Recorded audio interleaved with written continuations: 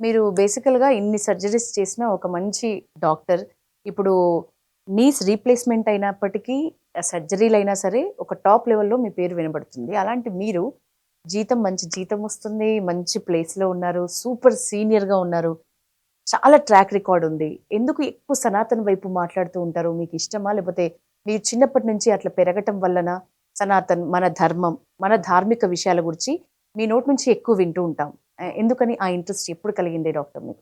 అదే అండి. ఇప్పుడు మనం సమాజంలో చూసే సంఘటనలు మనల్ని బాగా ప్రభావితం చేస్తాయి.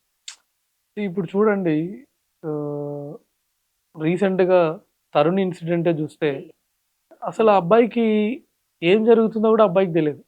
చిన్న పిల్ల పాపం హోలీ ఆడుతుంటే వాటర్ పడింది దానికి. వీళ్ళు సారీ కూడా చెప్పారు. అయినా కూడా వాళ్ళు ప్లాన్ చేసొచ్చి 30, 40 మంది కలిసొచ్చి వాడిని ఐరన్ రాడ్‌లతో, చెక్కలతో, కర్రలతో కొట్టి చంపితే ఏందసలు ఇది ఎంత అన్యాయం ఇది. డాక్టర్, ఆ నిందితుల్లో 8 మంది నిందితుల్లో ఒక మైనర్ గూడా ఉన్నాడు. సో, మైనర్ ఉన్నాడంటే వాడు ఖచ్చితంగా ఒక 10థ్ క్లాస్ అబ్బాయి అయ్యుంటాడు.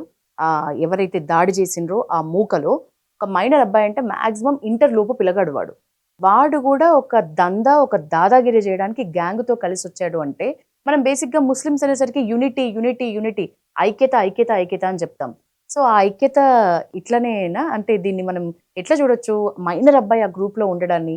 ఈ లెవెల్‌లో ఐక్యత అదే, ఉందని జూడొచ్చా? అదే మేడం. ఇప్పుడు అక్కడ యూపీలో ఒక ఇట్లాంటి ఏదో ఇన్సిడెంట్ అవుతే 'మహమ్మద్ దీపక్' అని చెప్పి ఒకాయనొచ్చి, లేదు ఇట్లా చేయకూడదు అని చెప్పాడు. సార్ నేను అప్పుడు సమర్థించాం. ఈవెన్ మొన్న కోవా బన్ ఇష్యూ అప్పుడు కూడా మనందరం చాలామంది సమర్థించాం. ఆ వలి అనే ఆయన మీదకెళ్ళి ఇంతమంది ఇట్లా పెట్టేసి మైకులు పెడితే ఎవరైనా కంగారు పడతారని మనం కూడా చాలామంది సమర్థించాం. అరే! ఇప్పుడు అన్యాయంగా ఒక మనిషిని చంపుతుంటే ఒక్కళ్ళంటే ఒక్కళ్ళు కూడా ఆపబుద్ధి కాలేదా? అసలు వాడు చేసిన తప్పేంటి? అంటే అంత దారుణమా? అంత అన్యాయమా? అంటే ఒక ఈవెంట్ కాదండి. సీరీస్ ఆఫ్ ఈవెంట్స్ అంటే చాలా బాధనిపిస్తుంది. డాక్టర్ కోవాబన్ గూర్చి గూడా మనము తీస్తున్నారు. అప్పుడు బంగ్లాదేశ్‌లో 'దీపు చంద్రదాస్‌ది' మనం ఏమనుకున్నాం, బంగ్లాదేశ్‌లో అయితుంది కదా అనుకున్నాం. ఇప్పుడు మన ఢిల్లీలోనే అయింది. ఎంత దారుణం అంటే తప్పు లేదు.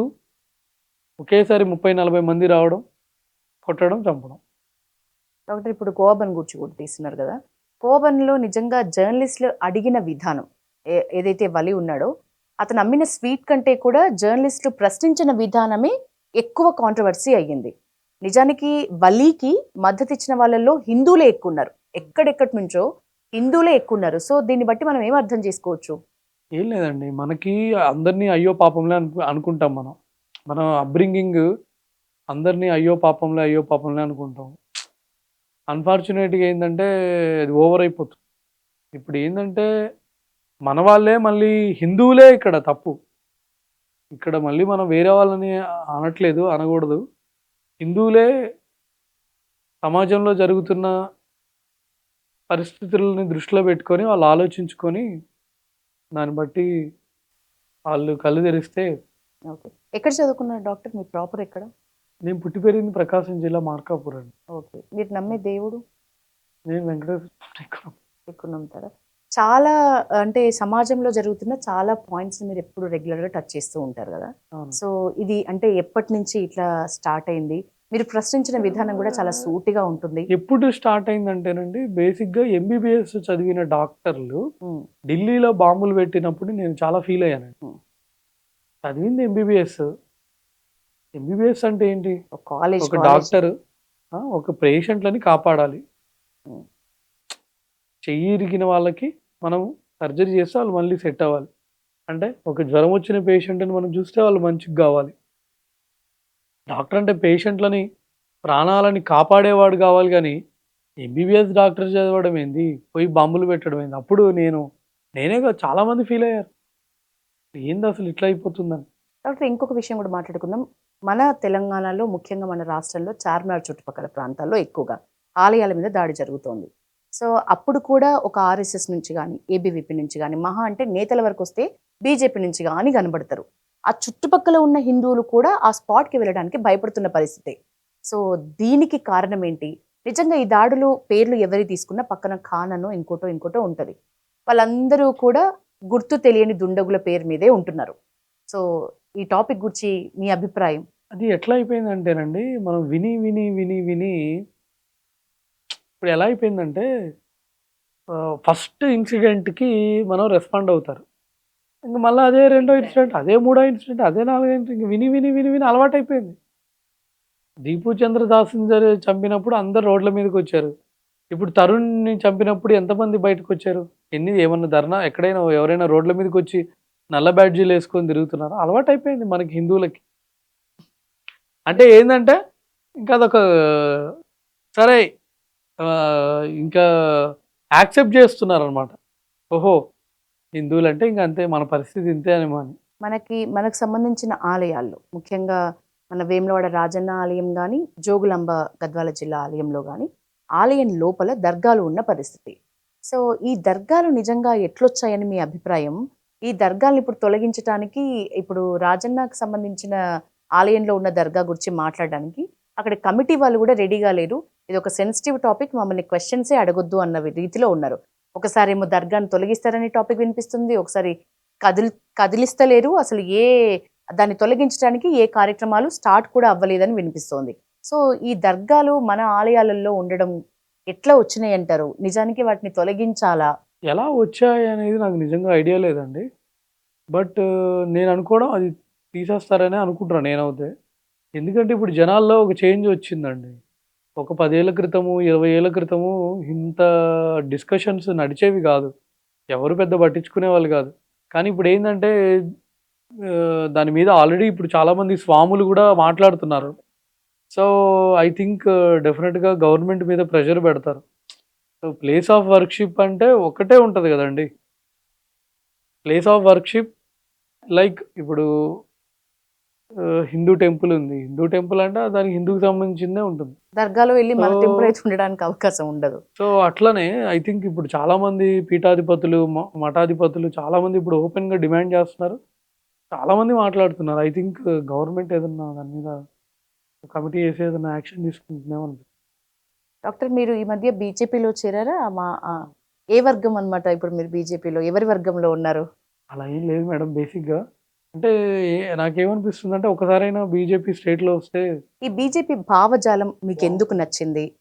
పార్టీలు ఇన్ని ఉండగా బీజేపీలోనే చేరాలి అని ఎందుకు అనిపించింది? బీజేపీలో నేషన్ ఫస్ట్ ఫిలాసఫీ ఉంటుందండి. ఇప్పుడు బీఆర్ఎస్ అంటే ఇట్ ఈస్ లైక్ మీకు తెలియనిదే ఉంది. More or less like A family politics to be very honest. So, అక్కడ ఇంక ఎప్పుడుకి గూడా వేరే పర్సన్ పార్టీ ప్రెసిడెంట్ అయ్యే అవకాశం ఉండదు. వాడెంత ఇదున్నా ఇట్స్ రీజనల్ పార్టీ కాబట్టి సో, ఎప్పుడు గూడా ఆ ఫ్యామిలీ చుట్టే తిరుగుతా ఉంటది. ఏ రీజనల్ పార్టీ అయినా. ఇంక కాంగ్రెస్ అంటే నాకు ఐడియాలజీ సెట్ అవ్వదు. సో, నాకు మనసుకు దగ్గరైనది నాకున్న ఐడియాలజీకి నాకు బాగా మ్యాచ్ అయ్యేది బీజేపీ పార్టీ. ఎందుకంటే నాట్ జస్ట్ ఐడియాలజీ డెవలప్‌మెంట్ అండి. సో, ఇప్పుడు గనక మీరు చూస్తే ఎన్ని హైవేలు కడుతున్నారు. ఎన్ని ఎయిమ్స్‌లు కట్టారు. స్పీడ్ ట్రైన్స్, ఎన్ని ఐఐటీలు కడుతున్నారు. ఐఐఎంలు, బుల్లెట్ ట్రైన్స్ ట్రైన్స్. మొన్న అనౌన్స్ చేశారు. హైదరాబాద్ టు చెన్నై, హైదరాబాద్ టు బెంగుళూరు ఇవన్నీ అవును. బుల్లెట్ ట్రైన్స్ అనౌన్స్ చేశారు. అంటే మోడీ గారు ఆయన లిటరల్‌గా మనకి డెవలప్‌మెంట్ అంటే ఏంటో చూపిస్తున్నారు. సో, ఎంతమందిని ఎన్నో కోట్ల మందికి బ్యాంక్ అకౌంట్‌లు క్రియేట్ చేశారు. బ్యాంక్ అకౌంట్‌లు ఎవరికి ఉండవండి? అవును. పేదవాడికి కదా బ్యాంక్ అవును. అకౌంట్‌లు ఉండవు. ఉండవు. ఇప్పుడు అంతమందికి 30,00,00,000 అకౌంట్‌లు అన్ని అకౌంట్‌లు క్రియేట్ చేశారు. సో, డెవలప్‌మెంట్ అనేది మన కళ్ళ ముందు కనపడుతుంది. ఇంకోటి మొన్న దుబాయ్‌లో ఉన్న వాళ్ళు గూడా అలా అన్‌సేఫ్‌గా ఫీల్ అయ్యారు. ఈ వార్ సిట్యుయేషన్‌లో. సో, మన వాళ్ళు ఇక్కడ హ్యాపీగా కూర్చొని మ్యాచ్‌లు చూస్తున్నారు. So, it's not just about ideology. So, development అయితేనేమండి, మన బార్డర్స్ సెక్యూరిటీగా ఉండడము, ఆర్మీ వాళ్ళకి చాలా ప్రయారిటీ ఇచ్చారు. ఆర్మీని చాలా చూసుకుంటుంది government. So, me friends and ఫ్యామిలీలో ఎవరైనా ఆర్మీ వాళ్ళు ఉంటే అడగండి. అసలు వాళ్ళకి ఎంత ఇంపార్టెన్స్ ఇస్తుందో బీజేపీ. సో, బార్డర్స్‌ని సెక్యూర్ చేస్తున్నారు. బార్డర్స్ దగ్గర స్ట్రెంథెన్ చేస్తున్నారు. ఎయిర్‌పోర్ట్‌లు చాలా కడుతున్నారు. రైల్వే స్టేషన్స్‌ని చాలా బాగా డెవలప్ చేస్తున్నారు. ఎయిర్‌పోర్ట్‌లను చాలా డెవలప్ చేశారు. చాలా కొత్త ఎయిర్‌పోర్ట్స్‌ని తీసుకొచ్చారు. సో, అన్ని రంగాల్లో గూడా బీజేపీ గవర్నమెంట్ మోడీ గారి హయాంలో అన్ని రంగాల్లో గూడా we are seeing lot of growth. UPI transactions చూస్తే లైక్ ఏ కంట్రీకెళ్ళినా గానీ మోడీ గారిని స్వయానా వాళ్ళ ప్రధానులే వచ్చి కార్‌లు ఎక్కించుకొని వాళ్ళే డ్రైవ్ చేసుకొని ఎళ్తున్నారు. సో ఒక టూరిజం చూసినా, ఒక డిఫెన్స్ చూసినా, ఒక టెలికాంలో చూసినా, హెల్త్ కేర్లో చూసినా, లైక్ అన్ని రంగాల్లో కూడా పాపం ఆయన అహర్నిశలు ఒక్క రోజు కూడా సెలవు తీసుకోకుండా ఇండియాని ఎట్లా డెవలప్ చేయాలని ట్రై చేస్తారు. సో మీ మైండ్కి మీ మనసుకు నచ్చింది కాబట్టి బీజేపీ. ఇప్పుడు మన రాష్ట్రంలో తెలంగాణలో అధికారంలో ఉన్న కాంగ్రెస్ ప్రభుత్వ పాలన గురించి ఒక మాటలో చెప్పమంటే ఏం చెప్తారు? టోటల్ డిసప్పాయింటింగ్ అండి. ఎందుకంటే కొత్త రోడ్స్ ఏం లేవు, కొత్త ఫ్లైఓవర్లు ఎక్కడ నాకు కడుతున్నట్టు ఏం అనిపించలేదు. ఇప్పుడు ఆల్రెడీ టూ ఇయర్స్ ఎప్పుడో దాటిపోయింది. సో కొత్త ఫ్లైఓవర్స్ ఎక్కడ అనిపించలేదు. సో జనాలు విల్ టీచ్ ఏ లెసన్, అంతే కదండి. ఖచ్చితంగా ఒక లెసన్ జనాలకు తెలిసి ఎందుకంటే వాళ్ళు ఎంతో భారీ ఎక్స్పెక్టేషన్స్ తో వచ్చారు. అవును, ఎక్స్పెక్టేషన్స్ ఇచ్చారు. అందరూ మనసులో అనుకుంటున్నారు ఎప్పుడైపోతాయా దేవుడా ఈ రెండేళ్ళు, ఈ టర్మ్ ఎప్పుడైపోతారా దేవుడా అనుకుంటున్నారు అందరు. ఓవరాల్ గా డాక్టర్, ఫైనల్ క్వశ్చన్, హిందువులంతా ఏకం అవ్వాలి, హిందువుల్లో ఐక్యత ఉండాలి అని ఏ టాపిక్ మనకు కొంచెం సమాజ స్పృహ ఉన్న, సమాజంకి సంబంధించి ఏం జరుగుతుందనేది కొంత ఫాలో అవుతున్న వ్యక్తి ఎవరిని అడిగినా మన హిందువులైతే ఖచ్చితంగా హిందువులంతా ఏకం కావాలి, ఐక్యతతో ఉండాలి అని అంటున్నారు. ఆలయాల దాడి విషయమైనా, మీరు అన్నట్లు ఆ ఢిల్లీ తరుణ్ విషయంలో అయినా, ఎక్కడైనా సరే ఈ కోవబన్ విషయంలో కూడా హిందువులకు బుద్ధి రావాలి, వత్తాస పలికిన వాళ్ళందరూ హిందూగాళ్ళు కాదు బొందుగాళ్ళు అంటున్నారు స్వాములైతే ఏకంగా. నిజానికి హిందువుల్లో ఐక్యతలో అంత ప్రాబ్లం ఉందా, లేకపోతే నిజంగా హిందువులు లేరా, ఐక్యంగా లేరా, పూర్తిగా ఐక్యత లేదా, లేకపోతే కొంతవరకు ఐక్యత తగ్గిందా? ఐక్యత యాక్చువల్గా లేదండి. ఎందుకంటే ఒక్కసారి మీరు జస్ట్ కళ్ళు మూసుకొని హిందూస్లో యూనిటీ ఉంటే ఎలా ఉంటుందనేది ఆలోచన. హిందూస్లో యూనిటీ ఉంటే నెక్స్ట్ లెవెల్లో ఉంటుంది. ఇప్పుడు మన కంట్రీని 200 ఇయర్స్ బ్రిటిషర్స్ పాలించారు, ఇంచుమించు 600-700 ఇయర్స్ మొఘల్స్ పరిపాలించారు. అంత టార్చర్ని తట్టుకొని ఈ కంట్రీలో ఇంకా హిందూస్ నిలబడ్డారంటే that is because of their power to agitate or మళ్ళీ రెసిస్టెన్స్ అనుకోండి.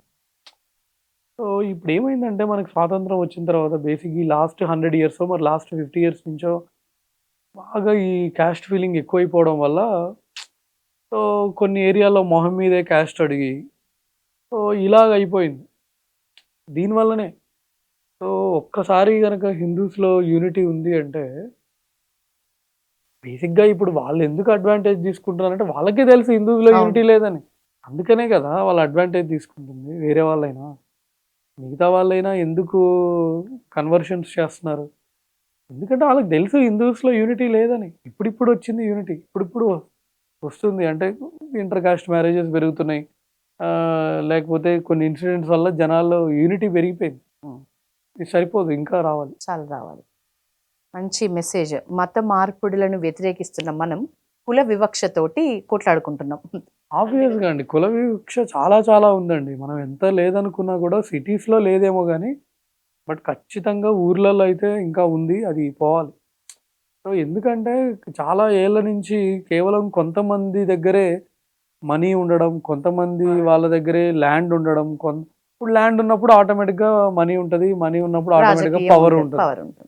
సో అవి కేవలం కొంతమంది దగ్గరే ఉండిపోవడం వల్ల కొంతమంది టోటల్గా వెనక్కి వెళ్ళిపోయారు పాపం. సో ఆ బ్రిడ్జ్ని బ్యాలెన్స్ చేయడానికి ట్రై చేస్తున్నారు. సో ఇక్కడ ఏమవుతుందంటే కొన్ని చోట్ల ఆల్రెడీ సిటీస్లో పెద్ద లేదు, ఊర్లలో రీసెంట్ బాన్స్వాడ ఇన్సిడెంట్, కుమ్మెర జాతర ఇన్సిడెంట్, ముఖ్యంగా రెడ్డిస్ అందరూ కలిసి ఆ పాపని కాలుతో అనడం ఏంటండి, అసలు ఎంత దారుణం అది. సో అసలు ఫస్ట్ దీనికి ఏంటంటేనండి పేరు చివర తోకలు తీసేయాలి, అది మెయిన్. తర్వాత తల్లిదండ్రులు పిల్లలకి చెప్పాలి. ఎందుకంటే తల్లిదండ్రులు పిల్లలకి చెప్పేదాన్ని బట్టి వాళ్ళకి ప్రవర్తించే తీరు ఉంటుంది. ఎగ్జాక్ట్లీ అండి, వాళ్ళ అప్బ్రింగింగ్ మీద ఆధారపడి ఉంటుంది. Thank you so much doctor. కొంతవరకు మన సమాజ స్పృహతో ఉన్న మీలాంటి డాక్టర్స్ అయితే సనాతన్ గురించి కూడా మంచి విషయాలు షేర్ చేసుకున్నారు. మీ వాల్యుబుల్ టైంకి thank you so much. Thank you so much.